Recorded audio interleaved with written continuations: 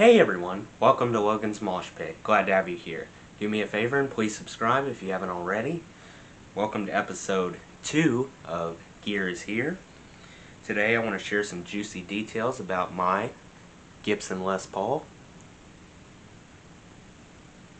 including how I got it, what features most strongly appeal to me, and things I can't stand. If you're old enough, take a drink every time I say Les Paul.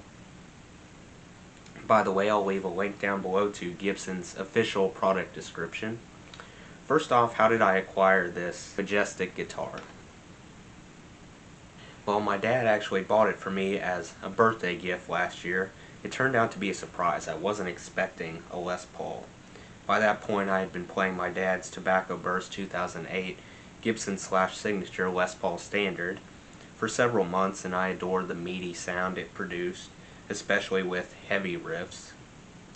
However, the weight bothered me. His guitar weighs approximately 9.1 pounds.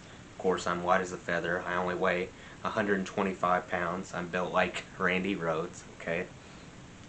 My back would feel sore the following day after playing his guitar. That Les Paul was simply too unwieldy for me unless I played in extremely short bursts. I wanted something I could comfortably play without any undesired side effects. So I requested an Epiphone Les Paul. Epiphones mimic the classic Les Paul tone to a certain extent, while also undercutting the price and weight by a significant margin. I thought the slight trade-off in tone would be something I could easily overlook. I would get used to it. Then my birthday arrived, I peeled open the box, fully anticipating an Epiphone, only to discover a gorgeous red wine-colored Gibson Les Paul 70s Tribute staring back at me. Dad informed me that he came across a killer deal on his Reverb app. They were selling it for about $800, if I remember correctly. A steal compared to the deluxe deal Les Paul usually demands. I quickly formed an inseparable bond with my new instrument. The very first riff I played and posted on my new guitar was Youth Gone Wild by Skid Row. Unfortunately, the quality looked awful. I realized that the room light failed to adequately illuminate the red wine body. You can see it pretty well here. Overall, this area looked very dull and subdued, almost black instead of red. Over time, I learned that if I let in some extra natural light from my window, it made a big difference. That's why I recorded a new Youth Gone Wild video for you guys, so you could actually see what was going on.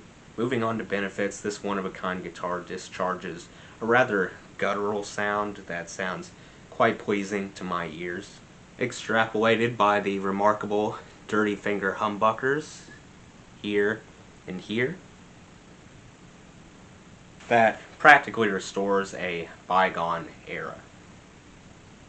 A second gratifying attribute must be how loud it gets. I typically leave my Strat's volume knob at 7 or 8. Well, the Les Paul seemingly matches that volume at only 3 or 4. I'd warned spectators before I turned the knob to max volume. It showcases so much fire. In addition, the Regal gold insignia on the headstock definitely adds to the extravagance factor as well. Furthermore, the problem-free handling thanks to the weight has proven time after time to be a huge blessing personally. You wouldn't think a pound or two would help much, but it really does limit muscle strain, especially on your back. This subtle weight reduction can be attributed to the magnificent mahogany back and neck mated to a maple top. Finally, I dig the location of the jack down here at the bottom. In my opinion, the jack location seems more convenient with my Les Paul. On the other hand, the only downside that irks me about my Gibson Les Paul would be neck bending, a common issue related to Gibson Les Pauls. This has led to an annoying buzzing sound while plucking strings. Thankfully, there are loads of resources available online, tutorial videos, at-home repair guides and the like that addresses this problem. Besides the neck bending, as a whole, I'm over the moon about my Gibson Les Paul 70s Tribute. It comes in handy when I need some extra oomph that my Strat can't deliver. I'd probably label my Strat as a lion and classify my Les Paul as a bear. It has been an absolutely wonderful addition to my collection. I look forward to uploading more riff videos painstakingly performed on this very guitar, so keep your eyes peeled for that. That does it for today's video, guys. I hope you enjoyed. Make sure to like, comment, and subscribe if you haven't already. I really appreciate the support. I'll see you next time. Until then, rock on.